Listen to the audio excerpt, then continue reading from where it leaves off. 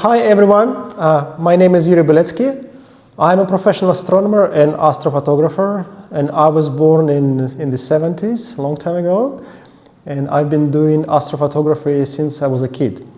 So basically I started doing astrophotography using film like a long time ago, and then it just developed into the digital cameras and sensors, and I became a professional astronomer, and I use like big telescopes and the big cameras in my work as well. Currently, I'm an astronomer at Carnegie observatories in Chile.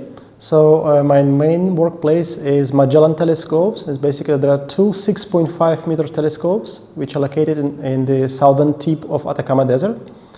And I work as an astronomer. We do support of astronomical instrumentation, we do astronomical observations, and we help other astronomers to use our telescopes to do their science. It all began, my hobby as astrophotography, in the end of 80s.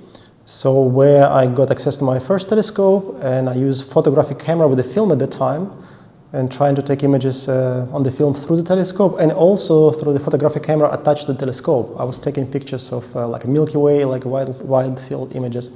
So it really got me interested in astrophotography at the time. But of course, technology was very basic, so we couldn't really do much with those film cameras. Then when I went to university to study astronomy, and I think everything has changed when I moved to Chile. When I moved to Chile in the middle of the 2000s, I started to work at European Southern Observatory at VLT telescopes.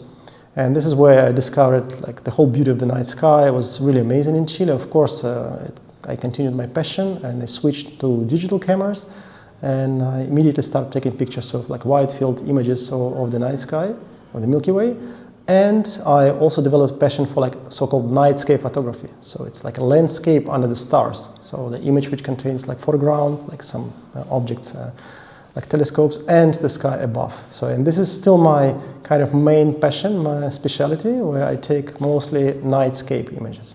Currently for nightscapes I use various cameras, for instance like brands like Canon, Nikon, Sony, like Canon R6, Sony A7 IV. Those cameras are really good now. These days pretty much all those brands are very similar. So you can use any of them to take a picture of the night sky, and I still use wide-angle lenses, like 14mm, like 20mm lenses for capture the night sky. Or when I do panoramic images, I use those lenses as well and cameras to capture the panoramic images. My favorite moment is actually just be the moment when you're under the stars. Just, you know, you're just alone, you can think a little bit, just enjoy the sky.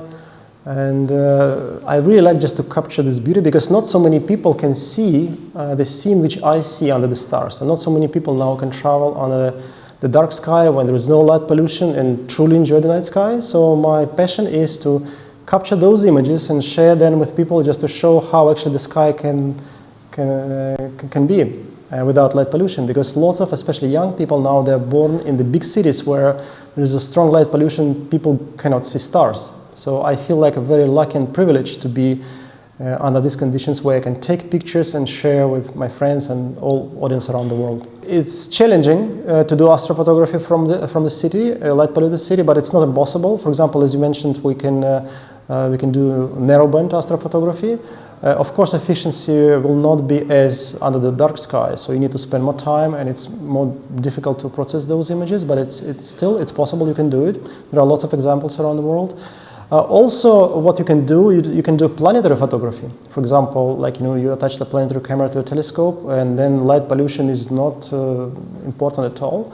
So you can take images of planets or the moon. Let's say a photography of the solar photography as well. You can take pictures of the sun through the special solar filter as well. So there are lots of things you still can do from the city. There are more and more available remote observatories in the world, like or telescope hosting, where you can, if you are not satisfied with the quality of your sky at your location, you can ship your telescope to another country, like Chile, for example. So you can install your telescope there and have internet access to the telescope, and you can control it remotely. Yeah, definitely. In this case, it's the best solution in terms of efficiency, because you will be using your telescope under the best possible sky conditions in the world. And if you can do it, yes, I will definitely recommend you to do it. You typically ship your telescope, and it will be installed for you. And for you, your main work will become just to control your telescope and collect the data.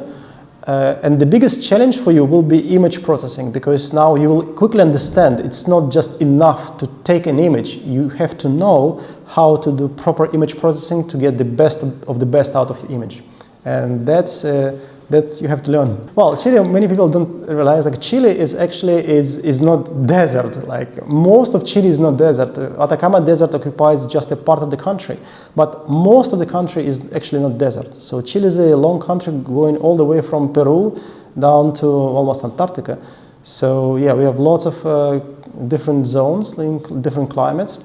And yes, so there are parts of Chile where it rains a lot. I think recently I've been doing lots of photography of the moon, so-called alignments of the moon. I got really fascinated with this type of photography when you plan kind of moonrise or moonsets over different objects, like, you know, buildings or mountains. And this requires precision. You have to know exactly where the moon will go up or go down.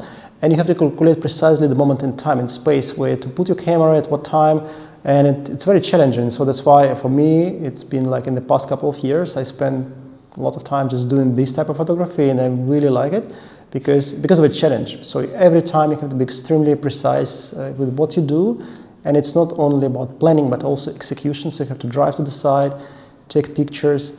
And for instance, last year we did one of the most challenging images. We went to Rio de Janeiro in Brazil, and we took an image like a setting moon behind the statue of the Christ in Rio de Janeiro, from the distance of about like 10 kilometers or so. So I mean, you can show this image later, but this is really like impressive in terms of, you know, what can you do with these simple calculations. I would like now to focus a little bit more on wide field astrophotography, using, for instance, the new generation ZW cameras and the wide field astrographs. So I would like really to do like a more deep image of the Milky Way, and I hope to focus on that in the future. When I grew up, we didn't have easy access to astronomical equipment. For example, I didn't have my small telescope for a long time. We couldn't afford buying a telescope, and the market was basically non-existent. So now these days there's a huge variety of telescopes on the market, and you don't need a lot of money to buy equipment. So I would suggest to young astronomers or the beginner astronomers, just start with some basic stuff. So you don't need to buy expensive equipment. Just go with a small telescope, even simple camera, tripod, and just start a hobby with something. Just try something. And you will quickly learn what is more interesting for you. For example, if you say solar photography is more interesting, you can focus then later on the solar photography and just buy a bigger telescope, buy more sophisticated equipment. Or if you discover like a deep sky imaging is much more interesting for you, so you can start, you know, investing now a little bit more in more advanced equipment for the deep sky. And so on, or nightscapes, for instance. So I would say in the beginning it's very difficult to decide what exactly do you want. That's why I would say it doesn't make much sense to invest a lot in one piece of equipment. Just get something very basic and see if you like it. And again, here, by the way, the start parties are becoming very important, because when you attend the start party, you can immediately just talk to other people, look through the telescopes, just try the equipment and just ask them, you know, try different cameras. And you will maybe immediately see what you like, and that's it. It will save you lots of time and money. So in the future, you know, oh, I would like to focus on this. And you, for example, just now go deeper in this subject, let's say deep sky astrophotography. You can just buy now a more expensive camera, more expensive telescope, and then you continue with your hobby like that. I'm asked quite a lot about Atacama Desert. Like, what is the best place in the world for astrophotography? And I often say, yeah, Atacama Desert in Chile is one of the best places in the world, because it's very dry. We have about like more than 300 clear nights a year, so it's a very clear sky usually. It's very clear sky in terms of also lack of any pollution from dust pollution or light pollution as well. So it's very dark as well. So the desert itself, it's a bit challenging. So there are, of course, it's a high altitude. It's typically between like 1,500 meters and up to 5,000 meters. So it depends where you go. You will get different like challenges on the way. But otherwise, I would say this is really one of the best places in the world for astrophotography. So it's just, in Chile is a very safe country. So I would say just you can travel there. You're going to be fine. And historically, I've been using the ZW equipment for quite some time. I've got a mount from ZW. I have a camera, the all sky camera. And the reason why I choose ZWO because I like the quality, so it's reliable equipment, so which is extremely important for us. For example, in the desert, we need equipment which is reliable. So this is why I trust ZWO and I trust with their technical expertise, and I honestly never really had any issues with this equipment. So this is why, for me, like it's a paramount importance. Plus, also what I like is that ZWO, the quality of execution of the product, it feels really good, solid.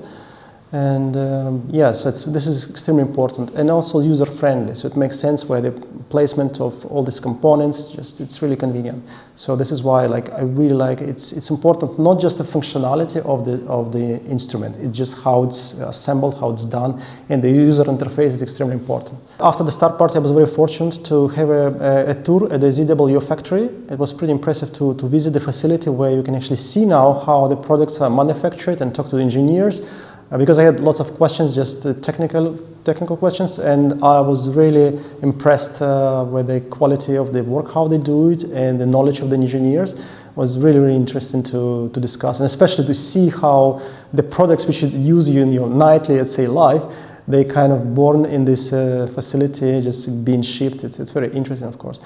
And then we also visited the offices of the ZWO here. Absolutely fascinating just to talk to people who do marketing, user support, just all management staff as well, people who are responsible for various steps of production and shipping the products. It's very impressive. Like, I'm seriously fascinated by this, and thankful for those people who invited me as well. And I was again happy enough to share my knowledge about astrophotography and my general experience in astronomy with these guys. And thank you so much for that.